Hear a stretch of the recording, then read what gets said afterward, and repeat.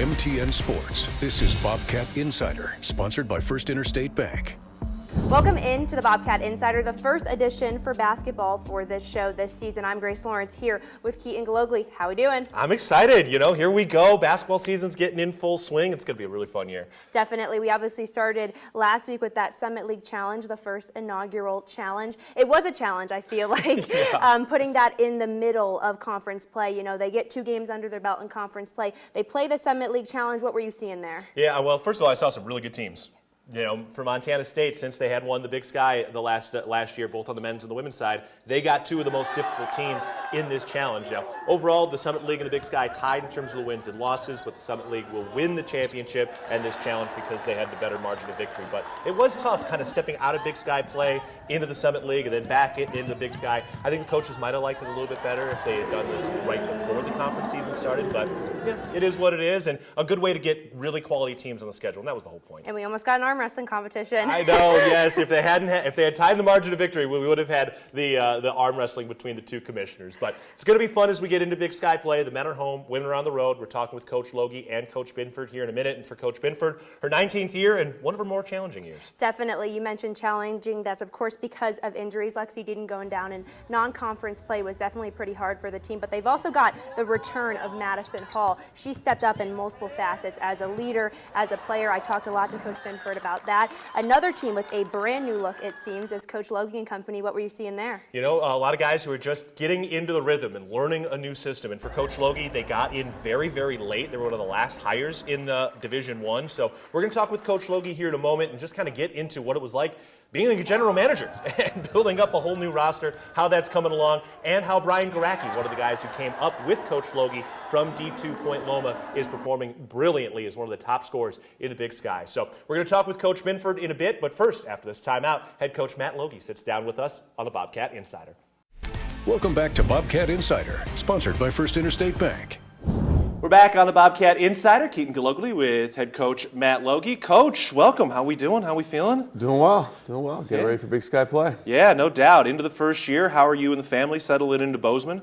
It's been great. Yeah, it's been just a really smooth transition. The way the community has welcomed us here to Bozeman has been fantastic for all involved. All right, and your kids going from San Diego to Bozeman, how are they liking things and getting settled? Yeah, adjusting to a new weather pattern and getting ready to learn how to sled and ski and do all those good things in the winter. All right, and starting to get used to driving on these roads and kind of situating and settling in there? Yeah, fortunately we had a little experience in Spokane in the wintertime, so not our first rodeo completely. All right, good. Well, getting settled in there, getting ready to watch some basketball. We're fairly deep into the season at this point, but I do want to just kind of go back to when you got the job first.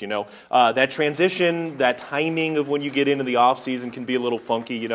So first of all, in terms of the transfer portal and just where you were in the recruiting calendar, when did you get the job and how did you kind of get settled in that Yeah, so I was hired April 17th, which I believe was the last external Division I hire in the country. That left us with about 5 weeks to put a roster together. We had 4 scholarship players that we knew were coming back at that time, and Robert Ford decided to come back and join us as a 5th. So we had 8 scholarships to fill and 5 weeks to do it before summer school started, and it was quite the whirlwind for sure. Yeah, walk us through that process a little bit. I mean, is it just watching a lot of tape? Is it calling other coaches? As you're trying to construct this roster, really as a de facto general manager, what is that process like? Yeah, I mean, you're pulling evaluations from your entire staff, from what you've seen live, from film. Obviously, in the transfer portal era, there's a lot of information out there on current college players, and the thing that we try to do is really focus on character. We knew that this was going to be a challenging transition, and we wanted people that were going to be built for that had some connections to us as much as possible that we could go through those things together with and really grow with. Yeah, tell me more about that character piece. How do you ask those questions? How do you go behind the scenes to make sure the kids you are getting are the high character kids you need for a year like this? Yeah, I mean, I think you're looking at the types of families they come from, the types of decisions they make on and off the court, what their goals are, their aspirations, their willingness to be a part of something bigger than themselves. And we were looking for guys that had a chip on their shoulder, that wanted to prove somebody wrong, prove themselves right, and had their best basketball in front of them. Well, one of those transfers that's come over has been a lot of fun to watch, and a guy you got a chance to coach and recruit in Brian Garacki. So he came up from Point Loma at the D2 level with Coach Logie and some of his staff, and he's having a great year. He's top 5 in scoring, number 1 3-point shooter, number 1 free throw shooter right now. What's it like for you to get a chance to watch this kid go from D2 and now prove himself as a bona fide D1 basketball player? Yeah, I mean, I think it's not surprising to me because I've been at all the various levels within college basketball, having coached Division III for 8 years, Division II for 4, played Division I. There's a lot of gray area there, and so I think it shows a little bit of proof of concept in terms of our evaluation process, how we develop players, because you're seeing somebody that's on the back end of that, somebody that we identified in year 1 at Point Loma 5 years ago, and has really put the work in to be the player he is today. So it's been great to see him ring that bell for us, and we've surely needed that throughout the year. Yeah, what was it like from his perspective, right? Like you had the confidence he could play here, but did he have the confidence right away, or did he have to kind of build that up through some of those early season games? No, Brian's a confident player. He's somebody that had Division I offers out of high school and chose to come be a part of our basketball family instead. And so for him, it was about staying true to those roots and continuing this process with our staff and within our system, which he knew kind of how that worked, which is a little bit of an advantage for him compared to some of our other guys that were returning. Right, and I'm sure it's been tough and fun. This is the challenge of coaching when you're trying to get the new system implemented and get things going and kind of in the right direction. As people who've had a chance to watch your team play a little bit now at the Brick, are there any games that kind of stand out to this point this year where you're like, that's what this is supposed to look like? People are still learning your system and the players are still learning your system, but are there any moments where you're like, that's what this thing is supposed to look like? Yeah, I think we've had flashes of that. Not all at the Brick. I think our most complete kind of picture of that was actually our second game at Cal. When we took down our first Pac-12 opponent since 2018. Unfortunately, we suffered some injuries in that and have been kind of redirecting the ship and growing, through some adversity. And, the thing that we keep talking about is growth isn't linear. It's not a direct straight line. There's going to be, 1 step forward, 2 steps back, 3 steps forward, 1 step back. And so, I think for us, we've had some flashes like that. Our win against UC Riverside certainly was a quality win against a team that's had great early success in the Big West. And so it's just a matter of putting it together for 40 minutes and trying to get guys to get to a level that they might not have yet achieved on their own before. You mentioned the Cal game and those injuries. Patrick McMahon was the injury in that, and I know a lot of Bobcat fans were very excited about his year. He got hurt early last year, but he was really starting to showed flashes at the beginning of this year. So, out for the year, and that's very, very disappointing. But, it did look like he was really primed to be one of the top and elite athletic players on this roster.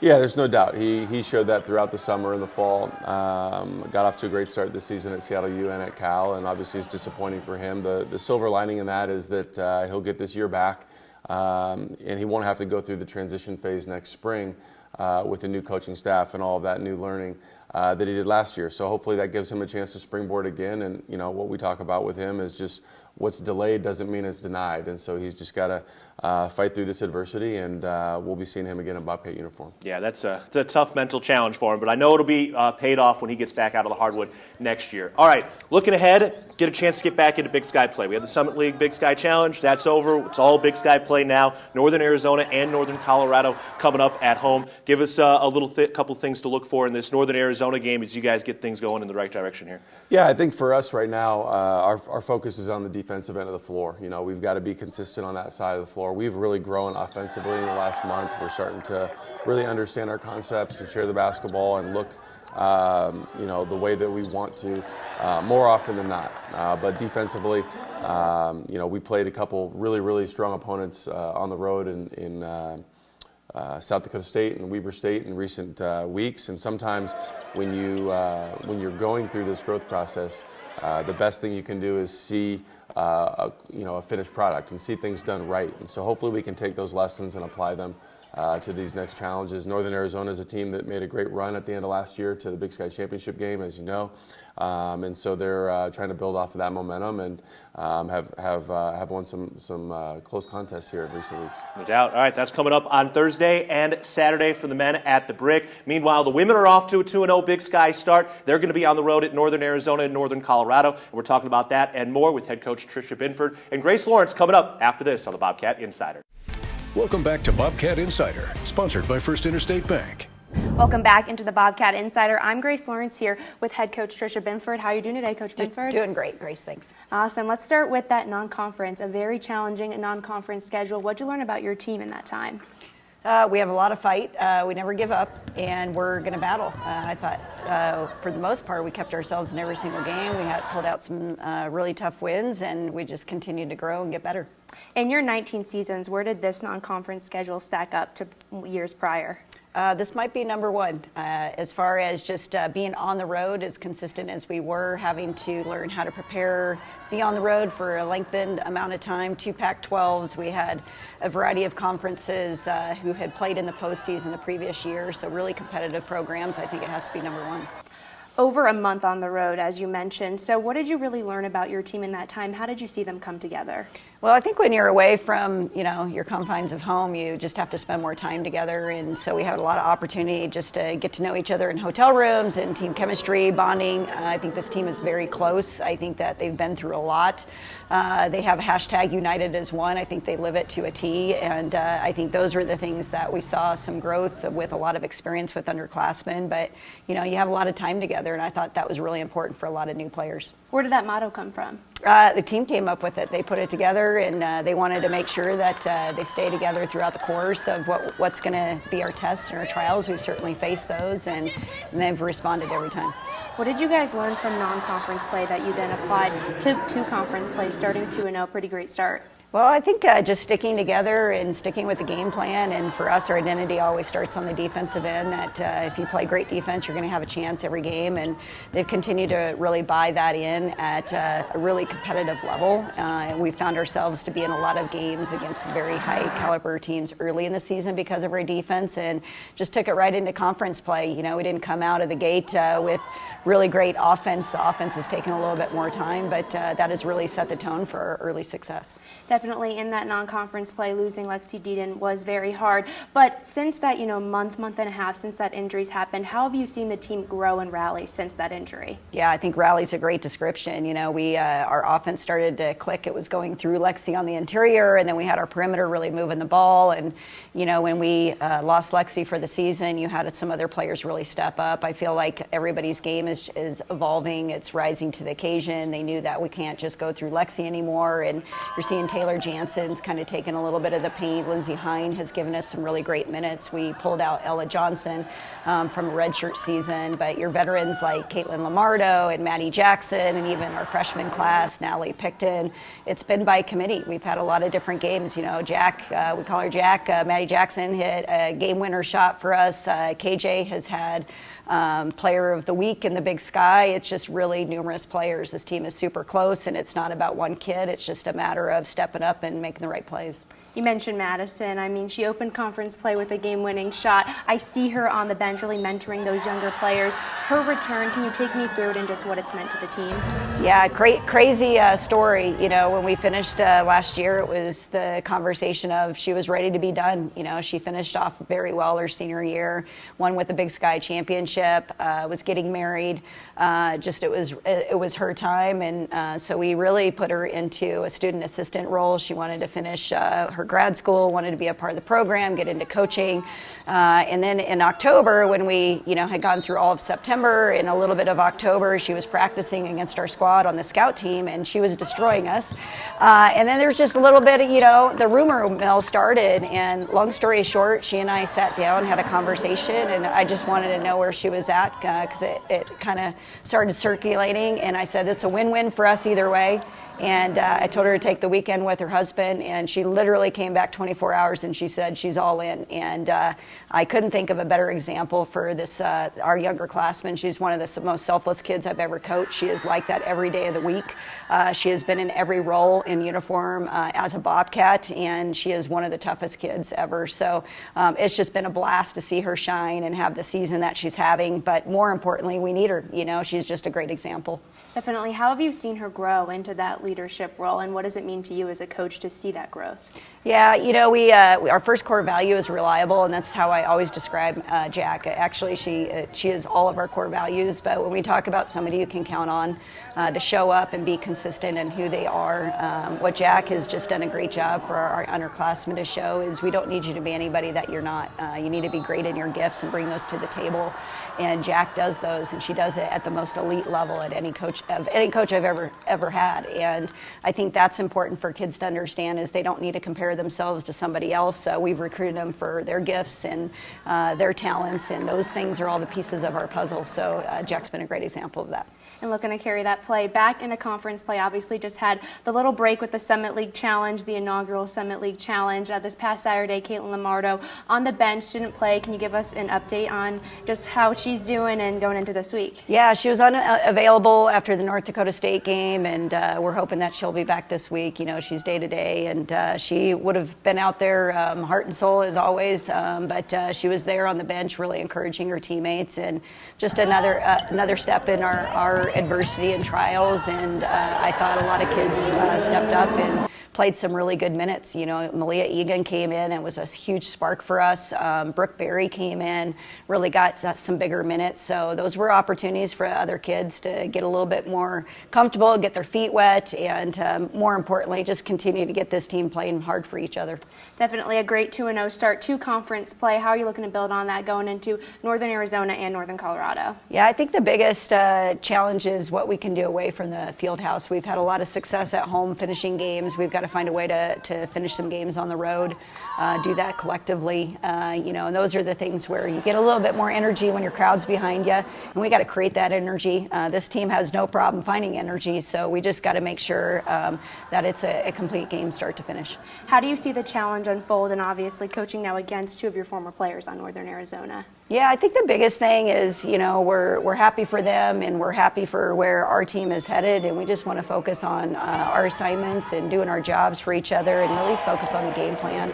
I think that's the biggest testimony for anybody, right, is when you go in and you can really be elite in what your game plan is and get those things done. This is going to come down to keeping them out in transition. This is a team, obviously we know those two on a scouting report very well, and they're very good in transition, but NEU traditionally is good in transition, and we know that's where their offense starts, so we're going to have our hands full on the defensive end. We'll start with that, and then we'll take care of the offense.